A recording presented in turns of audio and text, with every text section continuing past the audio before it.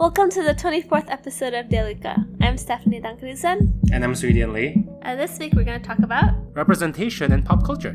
So we're going to talk about instances of whitewashing and yellowface in pop culture. Such as Karlie Kloss's recent Vogue magazine faux pas. And we're also going to talk about movies like La La Land and the hashtag #OscarsSoWhite controversy. And we're also going to unpack terms such as whitewashing, yellowface, and whitecasting, so we can all be more and more woke. We're going to be real pop culture in this episode, but I think part of it is to highlight how important it is to consider the influences pop culture provide, especially about issues of representation, because at the end of the day, what we see can influence how we see ourselves and what we can do. So here's to it.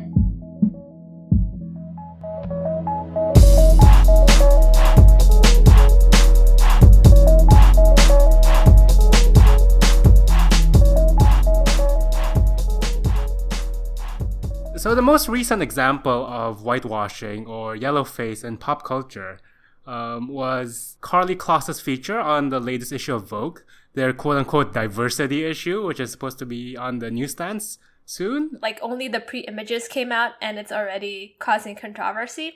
So what actually happened in this supposed to be diversity issue where they're trying to showcase how diverse models are today, they had an 8-page spread of Karlie Kloss painted like white like a geisha with the red lips and like black hair. Yeah, I mean, Karlie Kloss is a white supermodel from Midwestern America. She looks nothing like an Asian and she should not be anywhere close to a geisha makeup, you know? Her trademark is like blonde hair kind of thing, so this is like particularly contrasted to how Japanified or Asianified she was made. Her feature was the main story of that issue. So what does that say about Vogue's understanding of diversity? You know, it's really disturbing, right? Like, you've actually got... That's true. That's a good point. Yeah, you've got other supermodels, other non-white supermodels featured in the issue, but they only get 1-page spreads. Well, Karlie got 8 pages, so it's crazy. Dressed up in such a... You know, it is not... An 8-page spread does not happen by accident. It's clearly an editorial choice. Did no one of color say, like, okay, this is the diversity issue? Like, I don't know. Karlie actually came out and apologized for her insensitivity towards this issue, which noticeably Vogue did not. So that's also interesting. Even though, if anything, I don't think she's the one to blame. Again, it's an editorial choice, and she was a model that was chosen for the shoot, you know? Yeah. This is yet another example of people's understanding of diversity is still from a white perspective. And so any stories that is non-white but interesting enough has to be turned into something from a white angle, you know, understood through a white angle so that it's more profitable or more bankable for readers and consumers, which is a crazy assumption, right? I guess this is not only a fashion industry thing, but also very much a Hollywood thing. Last Week Tonight asks, how is this still a thing? This week, Hollywood whitewashing. How is this still a thing? In just 1 week, we'll celebrate the Academy Awards. They promise to be controversial, as for the second year running, the nominees are whiter than a Yeti in a snowstorm, fighting Tilda Swinton. So in the #OscarsSoWhite campaign, essentially, what happened was there was no people of color in the 2015 and 2016 nomination. So many of the acting nominations did not have a single person of color, in spite of some really amazing movies like Selma, Beasts of No Nation, Creed. Creed was so good. Oh my gosh. Exactly. Like, Michael B. Jordan in that movie is amazing. And Idris Elba in Beasts of No Nation, it was like such a powerful movie. And yet they got snubbed. Yeah, not recognizing that there's a lot of really important and great pieces that are done by people of color. And then, like, just because they can't identify with that experience, they don't judge it to be good, right? So, like, the case in point here, I would say, like, everyone in Hollywood loved La La Land. Mm-hmm. And, like, watching it, I was just like, yeah, it's a good film. Like, it's a solid film with, like, pretty and, That's it. That's all you can yeah. But it's not supposed to, like, be in the contenders for the most awarded movie of all of history. I don't think it's that groundbreaking. It's a fairly straightforward movie trope, you know, of the idealistic artist. Like, in particular for me, the hidden insidiousness of La La Land behind its monochromatic lens is just how it's premised on Zepp, Ryan Gosling's character, trying to save Jazz, which is a very historically rich Black people music. And here you have a white man having to come save it from extinction. And it's like, one, jazz is not really dying. Two, they had John Legend, an actual talented musician who's African American, play like the secondary character, like a Black man who is, corrupting jazz. And three, if you've noticed throughout the movie, and this is hardly a spoiler, almost every instance of the quote-unquote pure jazz that Seb is promoting is performed by a person of color, except for him. Except for him. It's like ridiculous, right? They're just like a backdrop. Yeah, I mean, it almost feels a little bit like the Karlie Kloss situation where, in order to understand diversity, they have to see it from a white person's perspective. Yeah, exactly. I think the point of all of this is like people in Hollywood and Vogue are all the type of people who I'm sure voted for Hillary. And, I'm sure some of them are even pro Black Lives Matter. But the thing is like, inclusivity and intersectionality goes way beyond, supporting Hillary. It goes towards like being aware of how privilege affects how you perceive things in life and how you perceive and value movies and pop culture. Totally. And I think it's, a lot of people have been saying La La Land is beautiful and gorgeous because it provides an escapist fantasy, right? Like, especially in these dire times. But it is a fantasy that is a totally white fantasy. So what does it say that the only nostalgia and the only escape you can get is the white escape? Yeah. Right? This white perspective on what a good life is. And it's just ridiculous because a lot of those people, a lot of those stories of Black musicians are just pushed under the rug in this kind of understanding. And to say that you have an escape, and to say that you can have this movie as an escape, that's privilege. That is white privilege in a nutshell, because the existence of people of color, you cannot escape that reality. And when you watch this movie, it is not escape, but a reminder of the fact that even your supposed white allies are not there yet.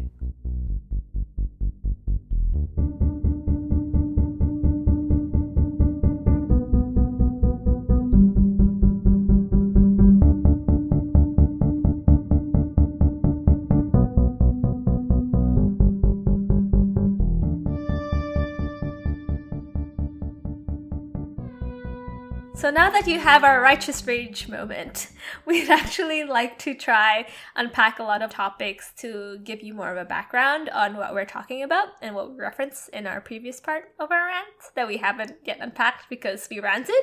Yes, and these terms, they're not exactly easy terms to wrap your head around. So, I mean, the first one I think we use, right, is like whitewashing. What exactly is whitewashing? I think in particular in terms of Hollywood, right, where I think it's most prevalent, is this idea of featuring only the stories of white characters or even turning non-white characters into white characters so that the only valid perspective is the white perspective. So to me, whitewashing is taking away the stories of people of color and then inputting white people and white characters in place of those people of color, taking away completely the culture and rich history behind that story. And I also think, especially in Hollywood, right, I think there are two ways in which you can whitewash. One, it's this idea of white casting, where you only cast white people for all the roles, in which case even non-white characters are not even given the chance to be non-white. And they just turn into white already. Which is La La Land. Which is La La Land, exactly. Like, don't you think it would make more sense if you had a Black person playing the role of somebody who wants to save jazz? Yeah, like if Zeb's character was played by John Legend, again, an actual musician. And I think it would have been such a more compelling narrative because it's like, let's say in his world, jazz is really dying and he's a Black person trying to save it. To me, that speaks like, again, and we're not African American, but to me that still resonates much more deeply than like this random white broke person who for some reason wants to save jazz because he finds it so interesting, The most important roles goes to white people, and then you have people of color playing secondary roles, often maybe like saying like 5 words, but basically they're token diversity in which their character has no actual bearing to plot or used in anything to weaken or make them the bad guy. So actually, this is a great point, right? Because I think this idea of the non-white person as the bad guy also plays into the idea of white savior complex. Yeah. Where the white guy is not only the protagonist, but has to save the day, even in incredibly implausible situations. I think Ryan Gosling is one example that's ridiculous, but not as ridiculous as movies such as like The Last Samurai, when you got Tom Cruise as The Last Samurai. As the last, I'm like, it's so ridiculous. Like, how did he end up in Japan? You know? Or more recently, The Great Wall starring Matt Damon. Yeah, again, how did he end up in China? I do not know. It's inserting a white person just literally for the idea that they are the only one that's capable of saving the day. This is not just limited to white male. White women can be a part of this whole train of whitewashing. So, for example, one of the most recent example is Scarlett Johansson as Motoko Kusanagi in the upcoming live action movie Ghost in the Shell, which is really offensive because Ghost in the Shell is awesome. Literally, the character's name is Motoko Kusanagi. And everyone's like, oh, but this is set in like the future and it's like a robot, so it's not like particular. She's supposed to be a patrol robot, so if like a white woman was the patrol robot in future Japan, like what? It's like what? Yeah, I mean, you know, in the olden days of cinema, right, like white actors would use eyelet tape to Asianify themselves. In today's era, there's actually been test footage of Scarlett Johansson being made more Asian via CGI. Are you serious? Yeah, that's how the controversy came out, because the movie's not out yet, but there has been. Oh my god, I need to go this. And it's like ridiculous, you know, this idea that you'll do anything to keep the white actor in the role, even if it's completely ridiculous, inappropriate, and frankly offensive.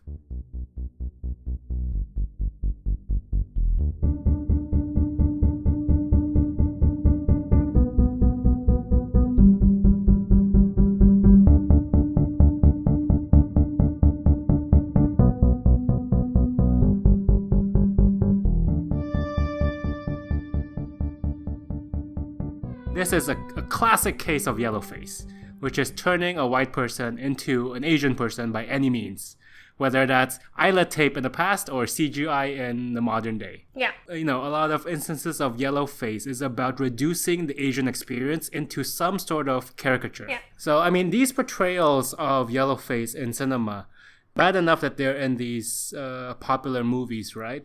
But you've also got instances of them even in children's movies. I think the most famous recent one is, you know, when you white casted the whole Avatar, The Last Airbender.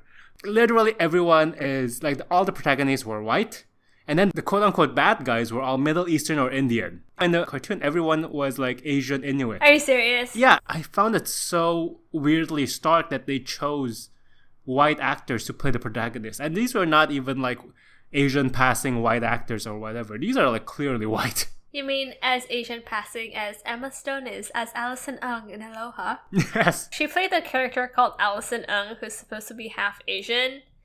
I just don't even understand. There's so many hot, like, white Asian actors. From what angle are they looking at this? From the economic angle, right? That's the elephant in the room here that we haven't talked about, which is people assume white actors is going to mean more money in the box office. Yeah, so I think also this whole economic argument is a really lazy way to not actually work on a good script and think about including actors who are otherwise really great. If people start to think that whitewashing is the norm, then that's basically excluding all potential non-white narratives right there, because people don't care, people don't want to watch it. Yeah.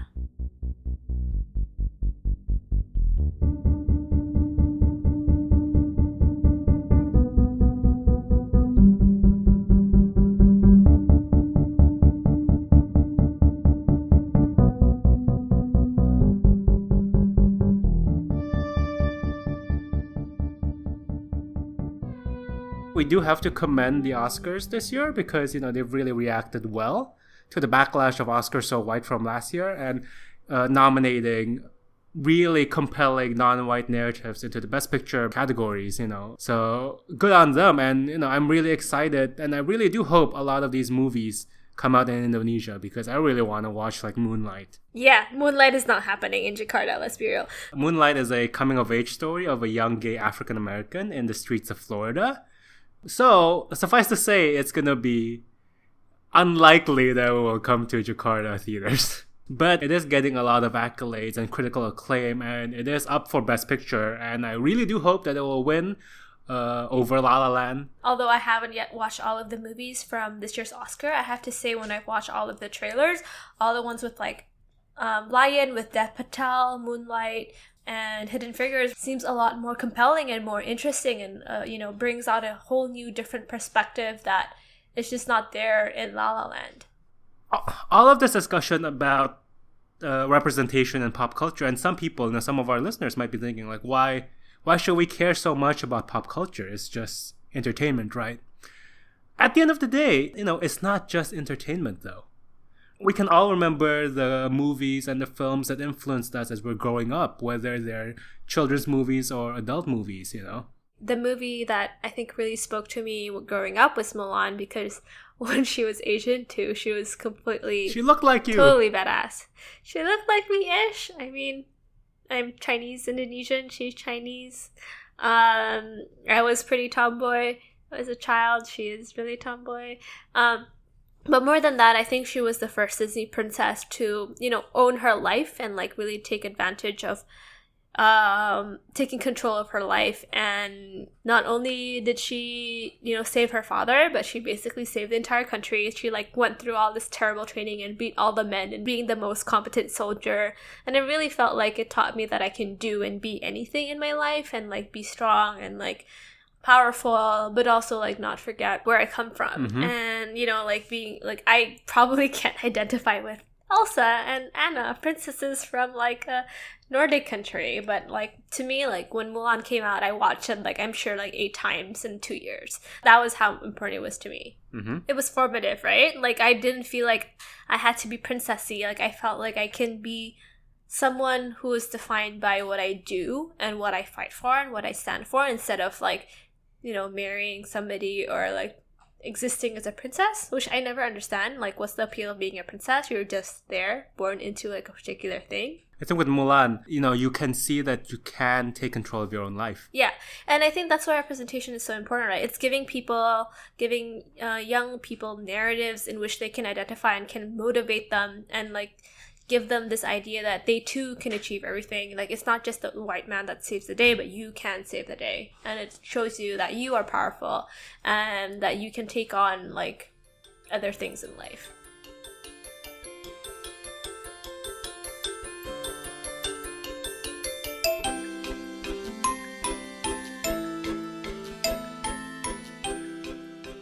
And I think beyond that, like I think pop culture needs to be taken seriously because it can also create different kinds of biases towards people, mm-hmm. which we all know. Like, I think the prevalence of African Americans in Hollywood that as gangsters or as dangerous men can be really difficult for African Americans who are perceived as dangerous, right? And then consequently, people have implicit biases about them, and what ends up happening is like Michael Brown, Trayvon Martin, all of these people are gunned down without a fair chance because people are afraid because what they think they have to fear based on perceptions in media and Hollywood.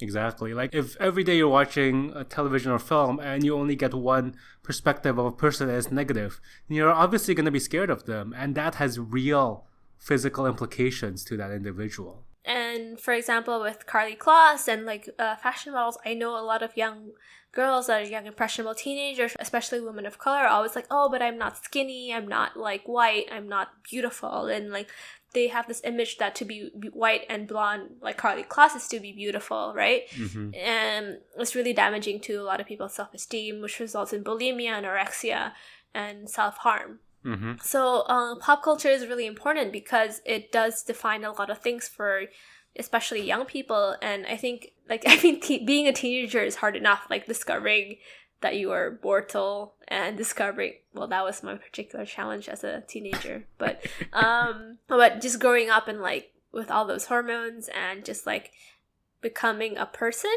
is already hard enough without having so many negative portrayals about your skin and your identity, right? If we're trying to still figure ourselves out and we keep being fed garbage in the way we're being portrayed, then we'll only create garbage.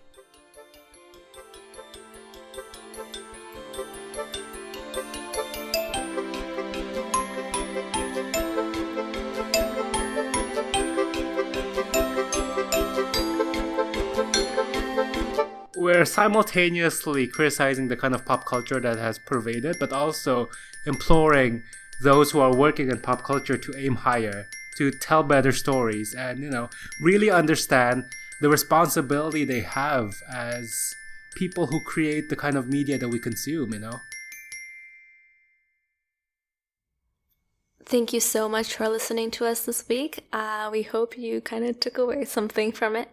As always, music credits to Jazzart, Ryan Little, and Broke for Free. And if you haven't followed us on YouTube, our latest channel, you should definitely follow us. We're also still going to be on SoundCloud, but we want to highlight YouTube a bit more. And also, it's a lot easier, I guess, to listen on YouTube than, say, like open up SoundCloud or, go into iTunes and download the podcast. So we're trying to make it easier for you guys to listen, to enjoy the episodes. Yeah. And once again, we always really want feedback. So email us at dialogikapodcast@gmail.com or send us a Facebook message or comment on YouTube. And as always, we'll have resources and links at our website, dialogika.id. And thanks so much for listening.